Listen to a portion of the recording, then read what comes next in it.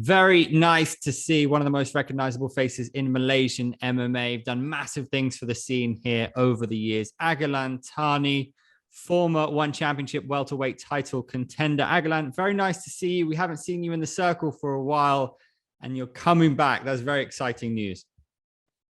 Yep, I'm happy to be back. So your opponent is going to be former Pancrase welterweight champion Hiroyuki Tetsuka. He lost his last fight, albeit against a very tough opponent, Murad Ramazanov. But before that, he was on a 5-fight winning streak. Are you intrigued by this test? I think I shouldn't be intrigued because I've been fighting all the top guys for the past few years, I guess. So he's another challenge, and I'm looking to beat him.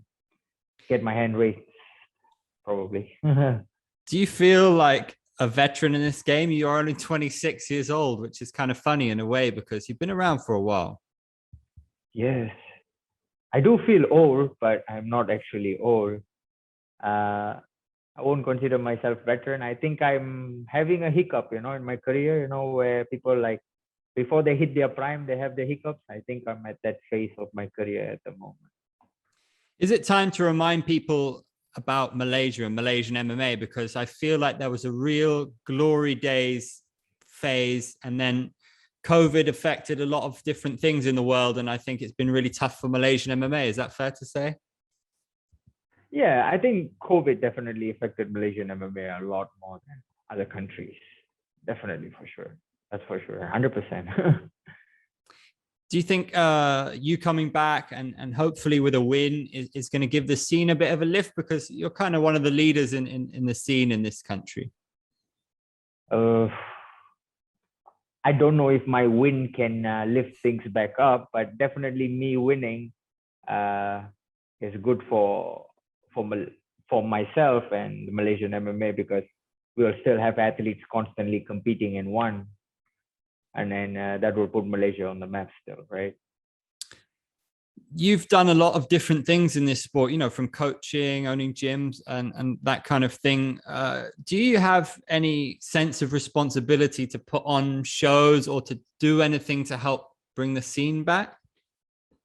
No, I won't want to put that kind of pressure on myself. I will do what is necessary for me at the moment, which is to compete and win.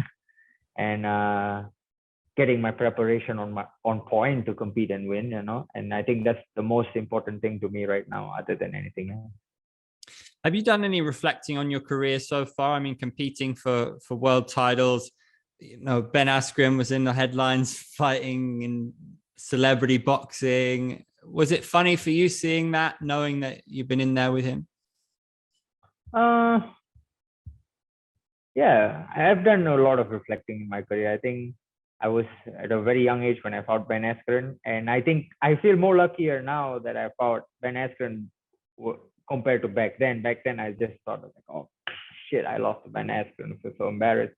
But right now, I know Ben Askren was one of those top guys where I have to bang myself into to understand where this career is going to take me.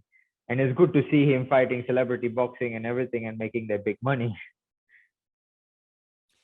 What's been the highlight for you so far? I mean, you've beaten some big names. Sexy Yama is a kind of a legend of the sport. Which have you enjoyed the most? I think I enjoyed my bout with Kardastem the most because it really tested my body to the max, right? Because I was injured and I didn't train properly for the fight, and I went there and I still managed to fight like for 2.5 rounds. I didn't know I could do that. Did very well. So I think that's like what do I say? I felt my body pushed to the limit without me realizing it. So it's quite exciting. In terms of this matchup, have you had a lot of time to kind of sharpen your skills? Are you looking forward to kind of doing something explosive here against Tetsuka? Well, definitely, yes. I want to do a lot of things with my fight, because I've been working quite a long time compared to compared to last year, because I went to the States, I went to Jackson Wing. It really helped me reflect on my game a little bit, and then I came back, and then obviously I got COVID and it took a quite long time to recover. my weight went up. But throughout this process, coming back to competing, I really learned a lot. And me and my coaches started to understand my game a little bit more better. And we managed to sharpen a lot of things. So I'm really looking forward to see where I stand right now in the division and also in my fight. What was training at Jackson Wink like? Did you speak to John Jones at all when he was there? No, I didn't speak to John Jones. John Jones wasn't most of the times there, but he was there. He was training whenever I was not training. Did you I have didn't any help. interesting experiences over there? Did you kind of have any kind of wow moments of like, oh, like in terms of the level of coaching there? Definitely the level of coaching was one of the things that I was, how to say, happy with. Like I really liked it. It was a good gym. But sparring wise, it was good for me to be there because I really did well against a lot of people. It really helped me build my confidence, even though some of those guys who were not big names who I was sparring, but they were good sparring partners, like really good. Like they are like still fighting in like the undercards or prelims, in the UFC or maybe Bellator. But some of those guys were like really good rounds for me. Like I really executed the technique that I wanted against them with the coaching that I got from them. Is that something that you're going to explore moving forward? Maybe camps abroad? Do you feel like to go to the next level, that's something you need to do? I don't think that's what I really need. It's not sparring because like I've been competing since what 19 years old. I'm going to be 27. In my early days, I used to get beat up by a lot of people when I used to go to the States, like I really used to get banged up, like hard sparring for no reason. And then now I think me going to training, big training camps, sometimes I still get banged up. Like in 2020, I went to Jackson Wing. I got beat up badly in Jackson Wing. Like, and I feel like it's unnecessary. Instead of like getting beat up, I think I should be working more specific stuff towards the fight when rather to test myself who's better in the gym. You know what I mean? So I think moving forward, I think I need more consistency and time with my coaches. Right now, I have a good amount of coaches in Malaysia. Right now, I have my striking coach, my grappling coach, and things are coming really well. I feel really blessed to be working with them.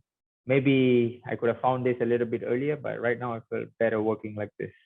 And I have a couple of guys just to help me out, so everything is nice and even. Have you got a bucket list? Is there anywhere that you'd love to train, like whether it's like an ATT or an AKA or any of those other gyms? Like, is there anywhere that you'd really like to check out or anybody you'd like to train with? The Not necessarily at the moment, but I would definitely like to constantly go back to America to see what's up over there, right? Because everybody knows it's like the mecca of MMA. They're constantly evolving with new things, new ways of training, new methods of doing things, weight cut, diet, all this kind. It's good to go to America because you learn a lot of things. How do you feel about the welterweight division in general at the moment? We've still got Abasov as the champ, but it's been a while now since he's had the belt without having to defend it, and we're hearing that it's going to be Rainier de Ridder. How do you feel about that? That another champ is going to come and not a welterweight, it seems. Rainier de Ridder, I think he won't be fighting for our belt. I think our champ is going up to fight for his belt, right? Yeah. We can't blame him much. I will definitely give him an excuse because not all the welterweights are fighting.